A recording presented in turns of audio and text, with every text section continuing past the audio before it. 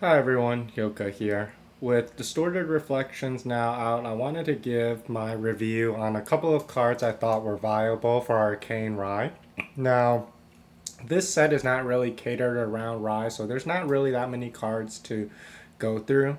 I picked five that I thought has the most potential, and without further ado, let's begin. At number 5, we've got Sovereign Sanctuary. Sovereign Sanctuary is an exalted card, which means you cannot activate this until you are level 3 Arcane Rai. So why would you run a defensive option that you don't have access to until you're level 3? Well, its main advantage is its universal damage protection, which is very hard to come by in Rai. In the past, you would have to run something like a Serene Spirit to tank through the damage, or you would need a two-card combination between Safeguard Amulet and Resolute Stand. But Sovereign Sanctuary essentially reads as a Veiling Breeze for 2, which will protect against both the non-attack and attack side of the damage spectrum. This is a great benefit, and even if they don't interact with this card, you can cycle it and potentially buy you a turn. However, in the end, I think its drawbacks are too great. And I think it has three main drawbacks. One, I don't think it's an independently good enough card as its solo piece of defense. I think you would need to run this with Serene Fire still, or pair this up with Resolute Stand. I also don't think that this card fits well in a deck that is so saturated with cards that don't work until you're level 3. A Rai deck composition involves 20 something arcane cards, dungeon guide, careful studies, fireball. Are you really gonna add another card that doesn't work until you're level 3? And lastly, this card does not force the opponent to commit. And the best example I can give is Blanche.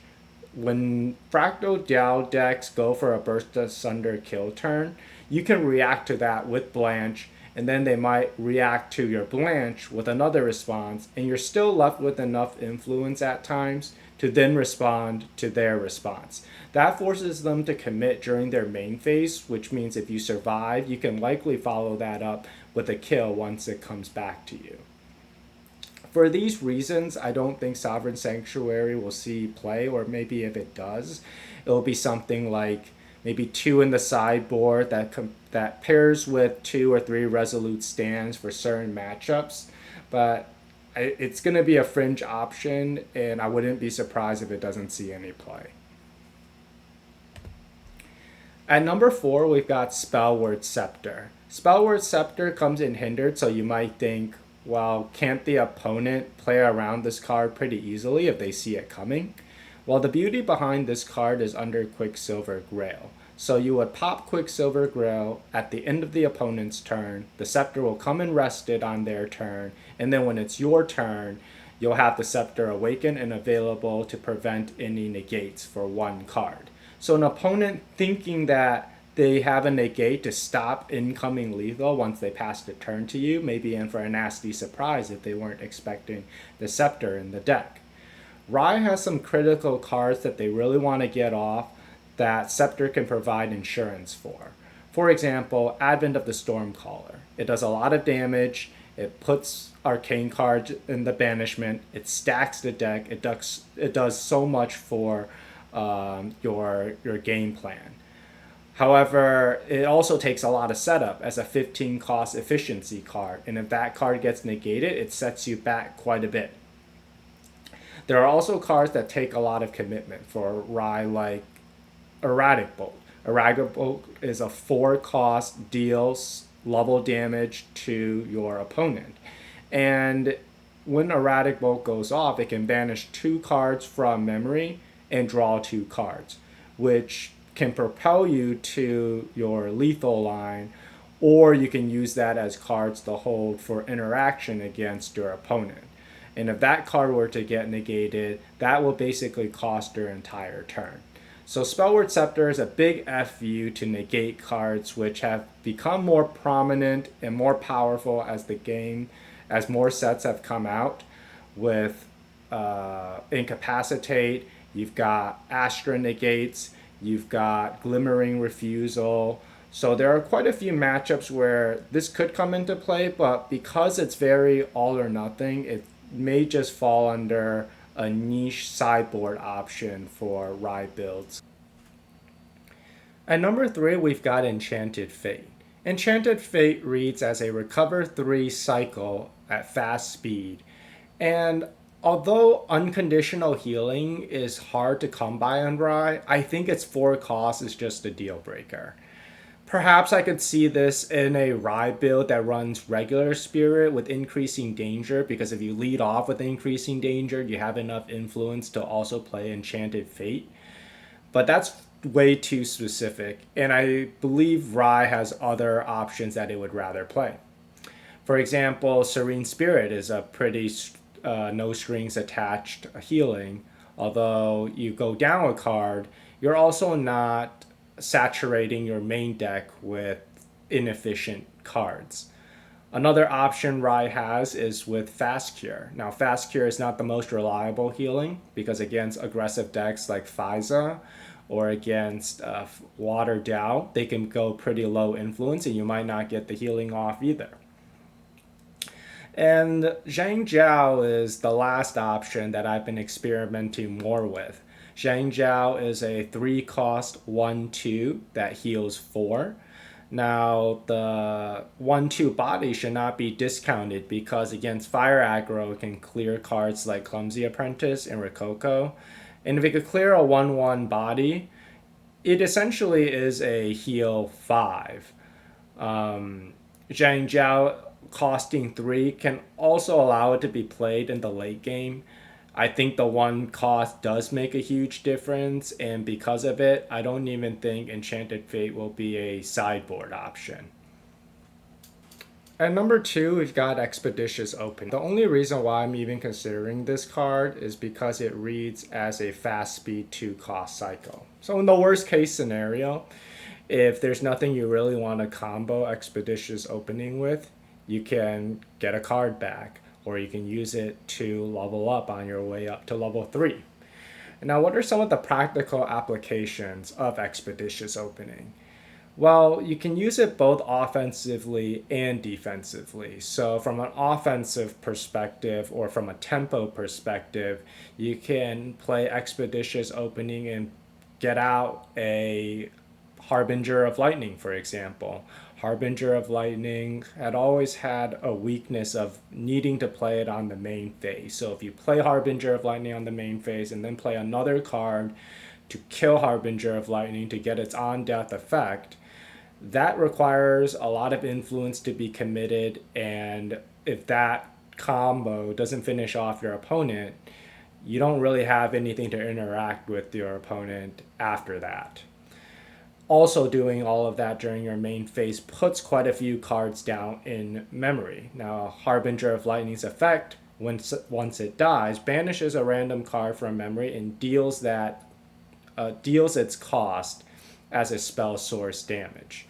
So with multiple cards in your memory, it leaves you with a lower chance of banishing what you want from it. Now with Expeditious Opening, you can play Harbinger during your pre-recollection, for example, and then during your main phase, you can play a card like Voltaic Sphere to remove Harbinger of Lightning, leaving only 2 cards in memory, and leaving you with more control on what card you want to banish. From a defensive standpoint, it also forces your opponent to commit, and you can catch them off guard with this.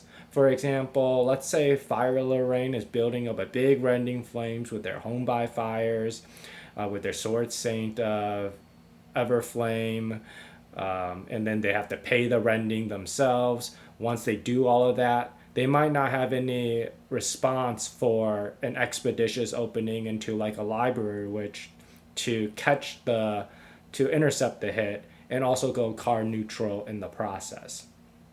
Had they seen the Library Witch on your main phase, they might not go for that big setup. They might cast removal first before going through that setup, leaving your Library Witch essentially useless. Now, the main drawback of this card is it requires you to have a 6 card hand or a 7 card hand for most plays. And with Rai wanting to banish cards from memory to level up, how often is it that you're going to have a 6 or 7 card hand? So I believe this sort of direction of a more ally based Rai plus an arcane package needs to be experimented more, and it may turn into more of a value engine with fewer arcane cards. It has me intrigued about the possibility, but I just don't really see the ability and the impact that this card would bring over just playing a regular arcane package. So it remains to be seen, but it has potential. At number one, we've got the Spectre package, which consists of Rile the Abyss, Liminal Guide, and Undying Dreams. This package has the potential to high roll so hard. Rile the Abyss can give you a +2 card advantage while also giving you board presence if you discarded Liminal Guide. One of the great advantages of Liminal Guide is that the card advantage does not come from floating memory. What Rai wants is to gain card advantage while also banishing arcane cards during the level up process to get to Rai Stormseer. Liminal Guide fits that perfectly while being a 1/3 body, which can't be underestimated either. It can clear 1/1 allies, a Clumsy Apprentice, and Windmill Engineers, and it can also be buffed later in the game using Undying Dreams to clear higher stat line allies. Now, Ryle the Abyss can only hit 11 other cards. It can hit the 3 other Ryles, it can hit 4 Liminal Guides, and it can hit Undying Dreams. For additional consistency, I would run this package with a Glimpse Spirit, so Fragmented Spirit of Fire or Serene Spirit of Fire. And that, in conjunction with Creative Shot, gives it the consistency that it needs to thrive. I think this will be the new value package in Rai going forward, replacing cards like Increasing Danger, removing Mnemonic Charms, and this can propel you to level 3 Rai, potentially holding 5, 6 cards in hand and immediately going off once you hit level 3. This concludes my review for the top 5 packages or cards in DTR that would fit into Arcane Rai builds. Most of them I think are limited to niche sideboard options, but I think the Spectre package does have really great potential in being the main value engine going forward. I hope you guys enjoyed this review, and I look forward to seeing you guys in the next video.